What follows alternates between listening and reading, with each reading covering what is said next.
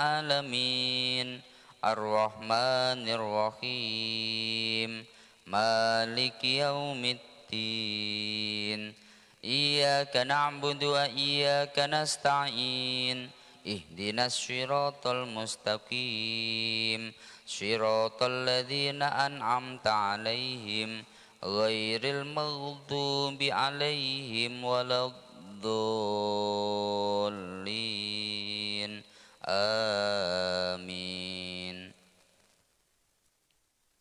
Bismillahirrahmanirrahim.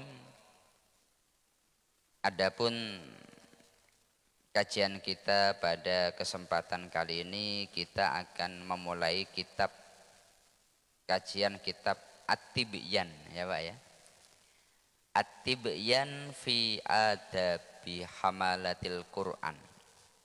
Penjelasan berkaitan adab orang yang membawa Quran. Kitab ini merupakan kitab yang disusun oleh seorang ulama besar, ahli hadis, ahli fikih, betul-betul memiliki karya-karya yang sangat bermanfaat bagi umat Islam, yakni Imam An-Nawawi. Beliau seorang ulama yang menyusun kitab Syarah Sahih Muslim. Beliau menyusun kitab Al-Adkar. Beliau menyusun kitab Al-Majmu' Syarah Muhadzab. Merupakan kitab-kitab induk semuanya itu. Kalau syarah hadis Syarah Sahih Muslim Imam Nawawi. Kalau berkaitan dzikir-dzikir itu ada namanya kitab Al-Adkar. Kalau berkaitan dengan fikih, buka kitab Majmu'. Kalau dalam kitab-kitab fikih lebih banyak lagi. Dan salah satu karya beliau yang sangat luar biasa adalah kitab At-Tibyan ini. Kitab At-Tibyan ini oleh beliau disusun dalam rangka memudahkan kita untuk mempelajari hal-hal yang berkaitan dengan Quran, Mbak. Karena Al-Quran ini merupakan kitab yang paling banyak dibaca oleh manusia. Al-Quran ini merupakan kitab yang paling banyak dipelajari. Al-Quran ini merupakan kitab yang paling banyak dikaji, mulai dulu sampai sekarang. Maka beliau memiliki sebuah harapan, menyusun satu kitab yang kecil, yang itu bisa menjadi buku panduan atau buku pegangan, berkaitan dengan tata cara membawa Quran, membaca Quran, adab-adab berkaitan Quran, bahkan yang bersinggungan dengan fikih dan sejarah Quran itu disinggung. Satu contoh, ketika di dalam sholat kita wajib untuk membaca Al-Fatihah. Al-Fatihah menjadi bagian daripada Quran, maka dibahas masalah sholat masuk pada pembahasan kitab ini. Karena Al-Quran kita itu tulisannya memakai Rosem Utsmani, standar penulisan pada masa sahabat Utsman bin Affan. Maka dimasukkan di dalam bab ini. Maka ini merupakan salah satu buku panduan bagi orang-orang yang ingin mempelajari Quran. Secara akhlak, secara hukum, dan hal-hal yang lain berkaitan Quran. Harapan kami semoga dengan kita bersama-sama mengkaji kitab ini, semoga kita semuanya bisa semakin dekat dengan Al-Quranul Karim. Ketika kita bersinggungan dengan Al-Quranul Karim, akhlak atau tata cara kita menjadi lebih baik. Amin amin ya rabbal alamin. Al-babu al-awwalu fi atrofi min fadilati fi atrofin min fadilati tilawatil Qur'ani wa hamalatihi.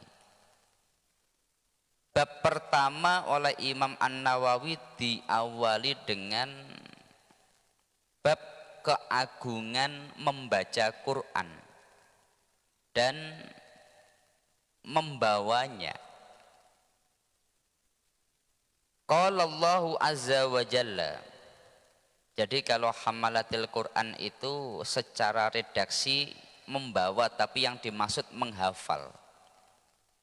Jadi bab tentang keagungan membaca Quran dan orang-orang yang mau menghafalnya.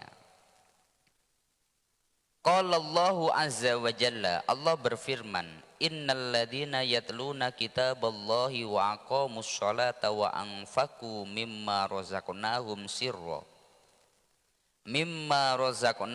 sirra wa alaniyatan yarjuna tijaratan lan tabura liyuwaffiyahum ujurahum wa yazidahum min fadlihi innahu ghafurun syakur. Beliau mengawali dengan menukil satu ayat. Dalam ayat surat Fatir itu Allah berfirman, sesungguhnya orang-orang yang senantiasa membaca Al-Quran, kemudian orang itu wa'aqamus sholata, senantiasa mendirikan sholat dengan baik, wa anfaqu mimma razaqnahum, dan menginfakkan dari apa yang telah kami rizkikan kepada mereka, yakni mau infak sedekah kepada orang lain ataupun pokoknya setiap menerima rizki dari Allah, orang itu mau untuk menginfakkannya, baik sirra wa alaniyatan, baik infaknya itu secara sembunyi-sembunyi, nggak ada orang yang tahu, tapi kita mau membantu orang lain. Ketika seseorang dia memberi kepada orang lain tidak ada niatan ingin diketahui orang lain, oh berarti itu sirro, infak dengan sembunyi-sembunyi. Wa ala niatan, atau infaknya dengan secara terang-terangan, tidak ada niatan sombong, tidak ada niatan riya, tapi untuk memotivasi orang lain. Ketika dia katakanlah membantu di hadapan orang banyak, memang ditampakkan tujuannya untuk memotivasi, menggerakkan orang lain. Maka orang yang seperti ini yarjuna tijaratan lan taburo, mengharapkan perniagaan dengan Allah Subhanahu wa taala dan tidak akan pernah merugi. Orang-orang yang dia membaca kitabullah Al-Quran itu tidak akan pernah merugi. Orang-orang yang senantiasa mendirikan sholat itu tidak akan pernah merugi. Sesibuk apapun seseorang, ketika dia meluangkan waktu untuk membaca Quran, meluangkan waktu untuk mendirikan sholat, itu tidak akan pernah rugi. Bahkan sholat itu contohnya berkaitan kalau masalah sholat. Orang itu seringkali mereka menganggap sholat itu problem. Maksudnya begini, saat sibuk kerja, saat banyak masalah, saat banyak sekali agenda, di tengah-tengah seseorang melaksanakannya kok tiba-tiba masuk waktu sholat, aduh sholat lagi. Menganggap dengan adanya sholat mengganggu aktivitas yang sedang dilaksanakan. Berarti difahami sholat itu problem, mengganggu. Padahal kalau kita mengkaji dalam Al-Quran, yang namanya sholat itu adalah solusi. Wasta'inu bisobri wassholat wa innaha lakabiratun illa alal khosyi'in. Mintalah pertolongan kepada Allah dengan cara sabar dan sholat. Itu kalau di dalam tafsirannya ayut lubu al-ma'unata ala umurikum, mintalah pertolongan kepada Allah atas semua masalah kalian dengan cara sabar dan sholat. Artinya kalau ada masalah, solusinya meminta tolong kepada Allah dengan cara sholat. Jadi sholat itu solusi. tapi difahami sebagai problem. Makanya kita perlu mencontoh Rasulullah. Satu contoh Rasulullah itu dalam hadis, idza hazabahu amrun badaro ilas sholati. Setiap kali ada masalah yang serius, masalah yang begitu berat, Nabi itu malah akan senantiasa sesegera mungkin sholat. Setiap ada masalah berat, Nabi langsung sholat. Kalau kita kebanyakan malah ketika ada masalah berat, sholatnya nanti dulu. Ya Bu ya, sholatnya nanti dulu.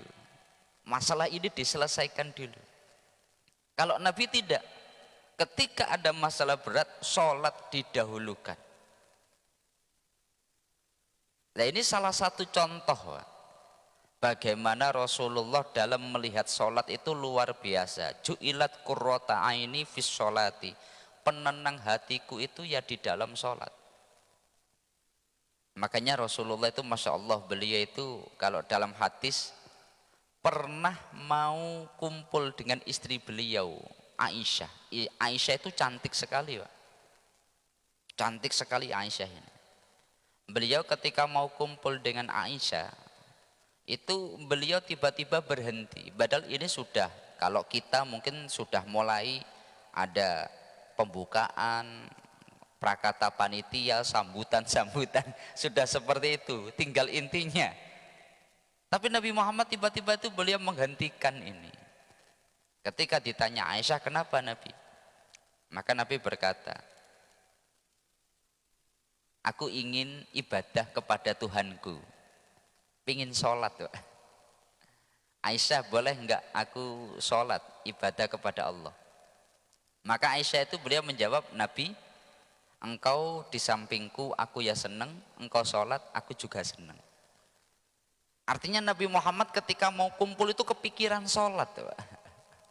Kalau kita bahkan ketika sholat itu kadang mikirnya macem-macem. Kalau kita sholat kadang mikirnya macam-macam. Kalau Nabi malah enggak. Ketika beliau mau kumpul itu malah mikir sholat. Nah ini satu contoh gambaran wa aqamus sholata. Kita senantiasa mendirikan sholat dengan baik. Wa anfaqu mimma razaqnahum sirra wa alaniyata. Dan orang-orang yang menginfakkan sebagian apa yang telah kami rizkikan kepada mereka, baik secara sembunyi-sembunyi atau terang-terangan. Jadi kalau kita memahami tafsir Pak, orang ketika dia tidak infak itu malu. Gaya Al-Quran dalam menjelaskan hukum, dalam memberikan kesadaran kepada yang membaca itu luar biasa. Contohnya begini, kita sering membaca surat Al-Baqarah, alladzina yu'minuna bil ghaibi wa yuqimunas sholata wa mimma razaqnahum yunfikun. Dalam ayat itu gimana? Orang-orang yang takwa itu alladzina yu'minuna bil ghaibi, orang yang iman dengan perkara gaib. Wa yuqimunas sholata, dan senantiasa mendirikan sholat. Wa mimma razaqnahum yunfikun, dan dari apa yang kami rizkikan kepada mereka, mereka infak. Itu gaya bahasanya begini Pak. Kalau umpamanya dibuat standar, alladzina yu'minuna bil ghaibi, orang yang iman dengan perkara gaib. Alladzina yu'minuna bil ghaibi wa yuqimunas sholata, mendirikan sholat. Sebetulnya wa yunfikuna mimma razaqnahum. Kalau dibuat standar, susunannya itu bukan wa mimma razaqnahum yunfikun, tapi wa yunfikuna mimma razaqnahum.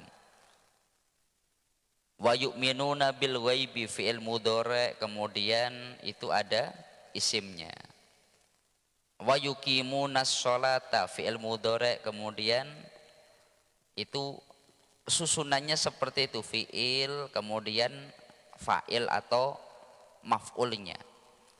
Tapi ini dibalik, wa mimma razaqnahum yunfikun, yang artinya begini, kalau masalah infak Allah itu pertama memberikan kesadaran kepada orang yang membaca, rizki yang kamu terima itu dari Allah. Saya ulangi, rizki yang kamu terima dari Allah. Wa mimma rozaknahum yungfikun. Itu artinya begini, umpamanya ada orang itu memberi Anda 1 juta. Kemudian orang itu berkata, dari sebagian 1 juta ini tolong kamu berikan kepada dia ya. Ketika orang yang memberi kemudian berkata, sebagian dari ini tolong berikan kepada dia, katakanlah, kita berani nggak menolak itu? Kita tidak akan berani menolak.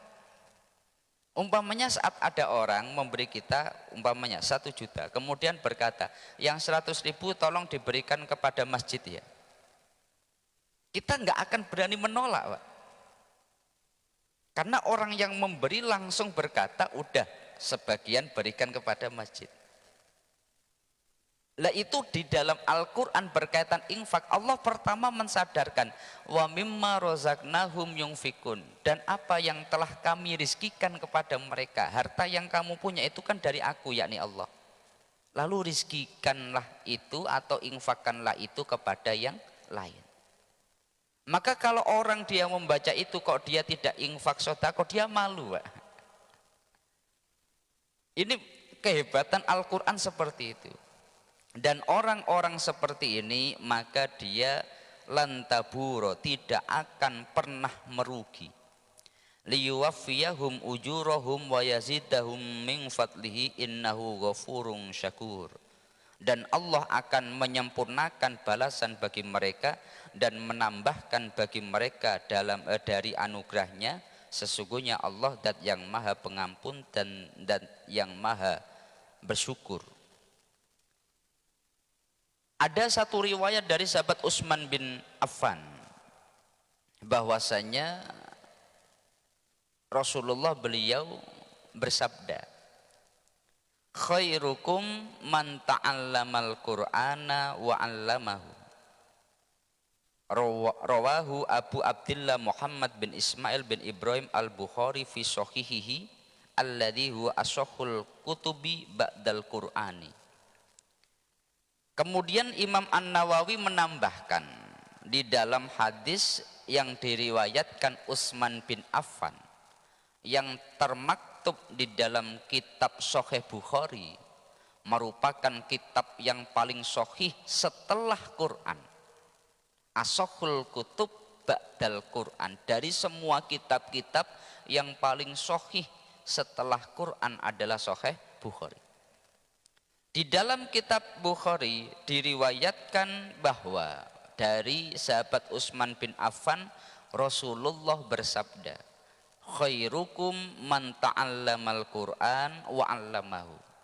Yang paling bagus dari kalian itu orang yang belajar Quran dan orang yang mengajarkan Quran. Selama orang itu mau belajar Quran atau mengajar Quran, maka dia menjadi khairukum, orang paling bagus. Tidak orang yang paling bagus itu orang yang jabatannya paling tinggi, bukan. Orang yang paling bagus itu adalah orang yang paling ganteng, bukan. Tapi orang yang paling bagus adalah orang yang dia mau belajar Quran dan mengajarkan Quran. Selama kita masuk kategori ini, belajar atau mengajar, maka kita menjadi orang yang terbaik di sisi Allah Subhanahu wa ta'ala. Kemudian di sana dijelaskan kenapa orang yang dia belajar Quran dan mengajarkan Quran itu menjadi orang paling bagus. Karena mukammilun li nafsihi wa li ghairihi. Orang yang belajar Quran, dia berusaha untuk memperbaiki dirinya. Anda, kita ketika belajar Quran berarti kita adalah dalam proses memperbaiki diri kita, introspeksi. Atau ketika mengajar Quran berarti kita sedang memperbaiki orang lain dalam rangka mukammilun, menyempurnakan diri atau orang lain. Orang itu tidak akan ada yang sempurna. Dia pasti ada kekurangan, dia pasti ada beberapa hal yang dia dalam hal itu mungkin kurang. Kewajiban kita adalah tolabul ilmi, mencari ilmu untuk hal-hal tersebut. Maka agar kita menjadi lebih baik, maka kita harus hal seperti ini, belajar. Makanya banyak sekali orang-orang yang dia itu mau atau menyempatkan waktu untuk belajar. Jangan sampai umur kita menjadi penghalang kita untuk belajar Quran. Jangan sampai jabatan kita, pekerjaan kita, aktivitas kita, atau keluarga kita menjadi penghalang kita untuk belajar Quran atau mengajarkan Quran. Mari kita sempatkan waktu. Itu penting sekali. Karena kenapa dalam hadis ini disebutkan khairukum, yang paling bagus di antara kalian adalah orang yang belajar Quran, karena mukammilun li nafsihi wa li ghairihi, jami'un bainan naf'il qasir wa naf'il muta'ati. Ketika seseorang dia membaca Quran, dia kemudian belajar Quran atau dia mengajarkan Quran, dia itu memiliki ibadah yang sifatnya itu memberikan kemanfaatan bagi orang lain. Orang yang dia belajar Quran itu ada banyak tingkatannya, ada banyak macamnya. Ada yang belajar tata cara baca, ada yang belajar tata cara memahami, ada yang belajar makna-makna Quran. Satu contoh, sahabat Ibnu Mas'ud. Sahabat Ibnu Mas'ud itu adalah sahabat yang dia itu menjadi salah satu pakar Quran. Kata-kata beliau yang paling terkenal, tidak ada satupun dari ayat Al-Quran kecuali aku memahami. Ayat itu diturunkan di mana, ayat itu turunnya dalam konteks apa. Beliau orang pakar betul dalam masalah Quran. Tapi ketika para sahabat, ketika para tabi'in ingin belajar Quran kepada beliau, metode belajarnya itu begini. Satu ayat difahami bersama-sama. Kalau nanti faham, baru dilanjutkan ayat setelahnya. Kalau belum faham, ayat itu dikaji terus. Kok bisa seperti ini, kok bisa seperti ini, sampai mereka memahami. Setelah faham, baru dilanjut ayat setelahnya. Maka banyak para sahabat itu untuk belajar surat Al-Baqarah butuh waktu 8 tahun. Al-Baqarah itu butuh waktu 8 tahun. Karena metode belajarnya itu, satu ayat difahami, setelah paham baru melanjutkan ayat setelahnya. Tapi juga ada yang belajar membaca. Dia tidak memahami, dia karena saya belum mengerti tajwid, saya belum mengerti makhraj, maka dia belajar membaca. Entah faham atau tidak faham, selama seseorang dia berkaitan Quran, afdhalud dzikri, dzikir yang sangat luar utama, yang sangat luar biasa itu dengan membaca Quran. Makanya di dalam hadis Nabi menyampaikan khairukum man ta'allamal Quran wa 'allamahu. Kemudian Imam An-Nawawi melanjutkan, wa an Abi Musa Al-Asy'ari, dari hadis riwayat Imam sahabat Abu Musa Al-Asy'ari. Qala Rasulullah sallallahu alaihi wasallam. Rasulullah beliau pernah bersabda, masalul mu'mini alladzi yaqra'ul Qur'ana masalul utrujati rihuha thayyibun wa ta'muha thayyibun. Orang mukmin yang dia mau membaca Quran itu seperti buah utrujah. Wa utrujah itu baunya sangat harum, rasanya sangat manis. Orang mukmin yang dia senantiasa meluangkan waktu membaca Quran, kalau waktunya lagi padat bacanya ya yang penting istiqomah. Kalau dia waktunya panjang bacanya bisa panjang, tapi yang penting istiqomah. Orang-orang tua dulu, guru-guru kita, orang tua kita biasanya habis maghrib, kami teringat betul itu, Masya Allah itu habis maghrib ketika melakukan atau lewat itu, rumah ini baca Quran, rumah ini baca Quran, rumah ini baca Quran. Atau habis subuh, sekarang kebanyakan malah bacanya itu WA Pak. Kebanyakan bacanya malah WA. Dulu orang tua kita, guru-guru kita mengajarkan seperti itu. Habis subuh kaji Quran, habis maghrib wajib ngaji Quran. Orang yang mau membaca Quran maka dia seperti utruja. Utruja itu buah yang rasanya sangat enak tapi baunya juga harum. Itu orang yang mukmin dan mau membaca Quran. Wa masalul mu'mini alladzi la yaqra'ul qur'ana kamasalit tamrati la rihalaha wa ta'muha thayyibun khuluwun. Tapi kalau ada orang mukmin, dia iman tapi enggak mau baca Quran. Sudah mukmin tapi enggak mau baca Quran. Itu seperti kurma. Kurma itu enggak ada baunya. Rasanya manis tapi sayang enggak ada baunya.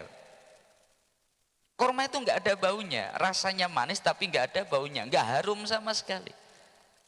Nah itu orang mukmin, dalemannya bagus tapi itu enggak ada aromanya, enggak ada baunya. Maka orang kalau dia sudah iman bagus. Cuma kalau dia enggak mau baca Quran, ya enggak memiliki bau yang wangi. Seperti buah kurma itu.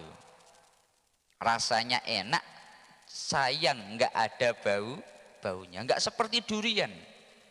Durian sudah padahal masih jauh baunya itu udah gitu. Kalau kurma kan nggak ada baunya, Pak. Lah itu gambaran orang yang iman di dada tapi nggak mau baca Quran. Umpamanya disembunyikan ya nggak ngerti. Tapi kalau orang yang membaca Al-Quran seperti utrujah, baunya sangat harum, rasanya sangat nikmat. Dilanjutkan, wa masalul munafiki alladzi yaqra'ul Qur'ana kamasalir rayhanati rihuha thayyibun wa ta'muha murrun. Tapi juga ada orang munafik. Orang munafik pada masa Nabi itu ya orang-orang zindik. Seperti Abdullah bin Ubay bin Salul, bibirnya mengucapkan Islam tapi hatinya tidak iman. Konteks munafik dalam hal ini seperti itu. Sedangkan orang munafik yang dia membaca Quran itu seperti bunga, baunya sangat wangi tapi rasanya sangat pahit, Pak. Nggak bisa dimakan. Itu orang munafik kalau membaca Quran. Dia enggak iman. Maka ya seperti sesuatu yang enggak bisa dimakan. Tapi karena membaca Al-Quran baunya jadi wangi. Orang munafik yang dia membaca Quran itu seperti ar-rayhana, bunga. Ya baunya sangat harum, orang seneng tapi enggak mau makan.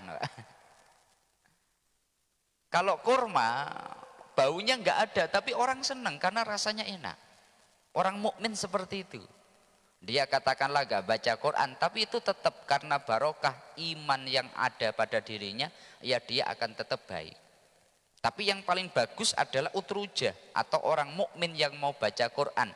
Rasanya enak, baunya juga enak. Dan yang terakhir, Wa masalul munafiki alladzi la yaqra'ul qur'ana kamasalil handalati laisa laha rihun wa ta'muha murrun rawahul Bukhari wa Muslimun. Dan orang munafik, orang yang bibirnya mengucapkan Islam, iman, tapi hatinya tidak. Orang yang seperti ini kamasalil handola, seperti handola. Handola itu putra wali. Tahu Bu ya? Putra wali. Enggak ada baunya, rasanya sangat pahit. Itu orang munafik yang tidak mau membaca Quran. Lah hadis ini diriwayatkan oleh Abu Musa al-Ash'ari bahwa Rasulullah bersabda demikian. Ini berada di dalam kitab Sahih Bukhari dan Sahih Muslim. Ini bagian daripada penjelasan Imam An-Nawawi di dalam kitab At-Tibyan dalam memaparkan keutamaan membaca Quran. Semoga oleh Allah kita semuanya senantiasa diberi kelonggaran waktu, diberi kesempatan kemudian untuk senantiasa membaca Al-Quranul Karim.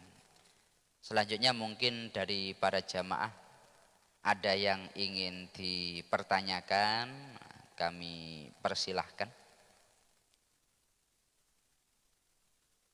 Mungkin ada yang ingin ditanyakan sebelum kami lanjut. Oh silahkan Bu. Waalaikumsalam warahmatullahi wabarakatuh. Ya.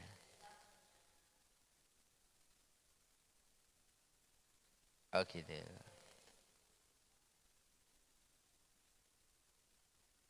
Di situ kita setiap 3 hari sekali setoran gitu Pak Ustadz. Jadi sudah holas gitu. Itu memang memotivasi kita untuk belajar, untuk selalu istiqomah membaca Al-Quran Pak Ustadz.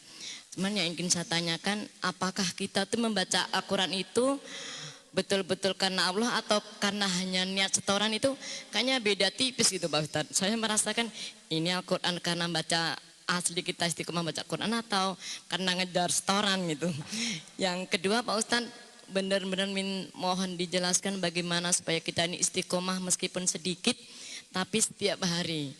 Karena ini pribadi ya Pak Ustadz, karena ada motivasi untuk ngejar setoran, kadang-kadang kita ketika sudah mau last minute kita bacanya tuh berlembar-lembar.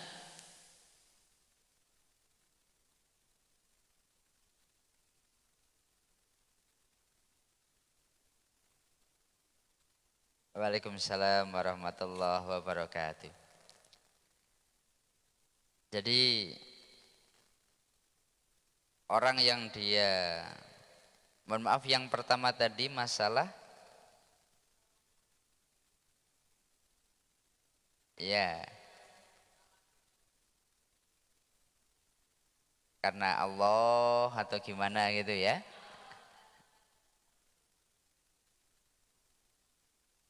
Jadi ini di dalam kitab Adabul Alim wal Muta'alim dijelaskan.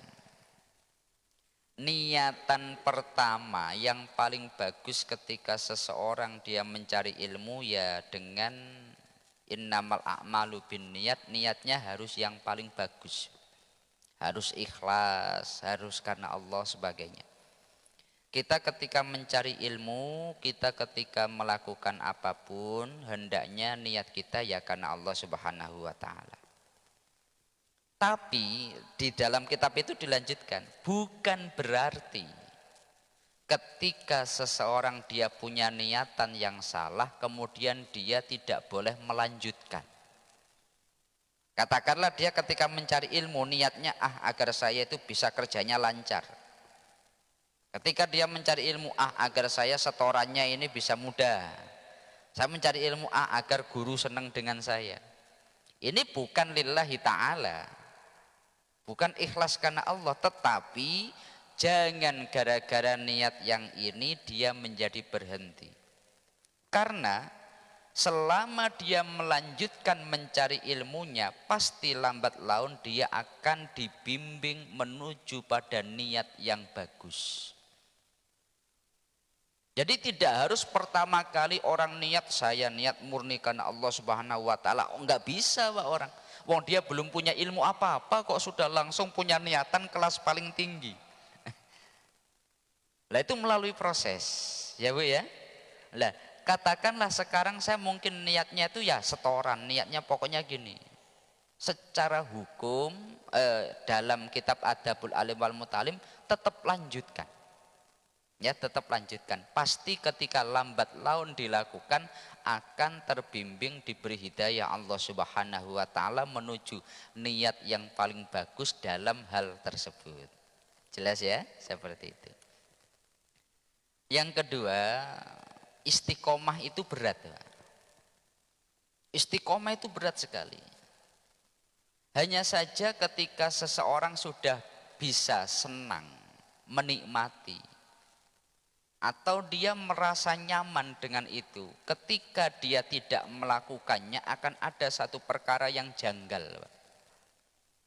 Ada satu perkara yang hilang. Satu contoh begini, saya memiliki keistiqomahan pokoknya harus mutolaah kitab tafsir sekian, mutolaah kitab sekian. Itu umpamanya tidak dilakukan itu akan terasa janggal sekali, nggak berani Pak, ngaji itu nggak berani.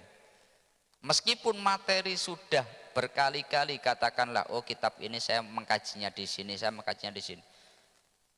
Kalau mau ngaji harus mutolaah dulu. Itu umpamanya nggak mutolaah, nggak berani. Ada yang kurang betul. Nah ini berat, pertama berat. Tapi ketika seseorang dia bisa menikmatinya, senang dengan hal itu, maka akan terasa ringan, terasa menyenangkan.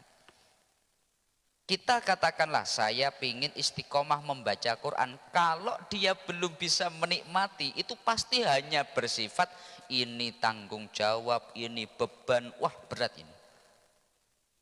Tapi kalau kita bisa menikmati maka tidak akan pernah terasa berat. Makanya agar istiqomah, nikmatilah ibadah yang dilakukan. Katakanlah zikir. Kita kalau umpamanya memaksakan diri la ilaha illallah, la ilaha illallah sehari sekian hitungan. Kalau tidak dia bisa senang dengan zikir itu terasa berat sekali. Ya Pak ya. Istri kami itu penghafal Quran. Ya, keluarga kami itu penghafal Quran. Kakak saya, keponakan saya, adik, banyak sekali yang penghafal Quran 30 juz itu. Cuma kami dulu mengambilnya ke tafsirnya. Itu memang seperti itu. Orang kalau dia menghafal Quran bukan berarti lepas. Punya tanggung jawab, dirosah. Deres namanya. Sehari minimal sekian, sehari minimal sekian. Itu malah nggak bisa lepas. Lah ini kalau dia tidak bisa istiqomah berat. Lah caranya bagaimana? Ya dengan dia berusaha senang apa yang dilakukannya. Anda ketika sudah senang dengan zikir, pasti akan mudah melakukannya. Bisa mudah istiqomah. Jelas ya Bu ya? Seperti itu. Wallahu a'lam. Selanjutnya mungkin dari jamaah ada yang ingin ditanyakan. Oh silahkan.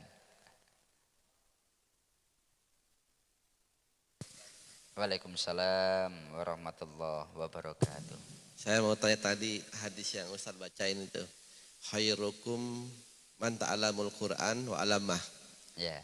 Jadi sebaik-baiknya orang adalah orang yang belajar dan mengajari Al-Quran.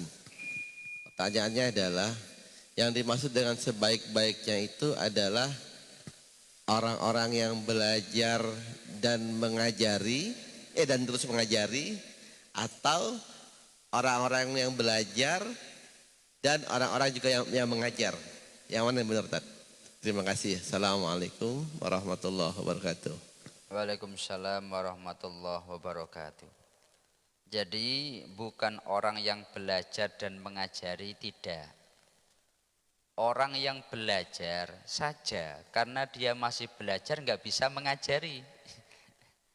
Atau orang yang dia katakanlah dia dalam hal itu mengajar, pengajar Quran. Selama menjadi bagian daripada ini, maka ya dia menjadi orang terbaik. Saya ulangi, selama menjadi bagian daripada ini, saya yang mengajar, dia yang belajar.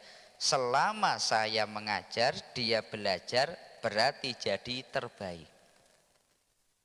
Tentu yang paling bagus, selain dia mengajar, dia juga belajar.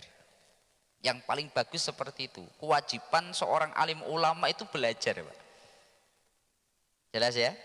Tapi selama kata saya belum mampu mengajar, tapi saya belajar. Dia itu berarti ketika belajar mukammilun linafsih, berusaha menyempurnakan dirinya. Proses inilah yang dianggap khairukum, menyebabkan orang itu paling baik. Wah, saya itu mengajar Quran. Berarti dia menyempurnakan orang lain. Proses inilah yang menyebabkan dia dianggap khairukum, paling bagus. Jadi orang yang belajar atau orang yang mengajar adalah orang yang sedang mukamilun linafsih aulil ghair, menyempurnakan diri atau menyempurnakan orang lain. Ketika dia tidak mengajar, dia yang belajar tetap masuk kategori orang yang terbaik. Kenapa? Selama dia belajar, dia menyempurnakan dirinya. Jelas ya Pak ya?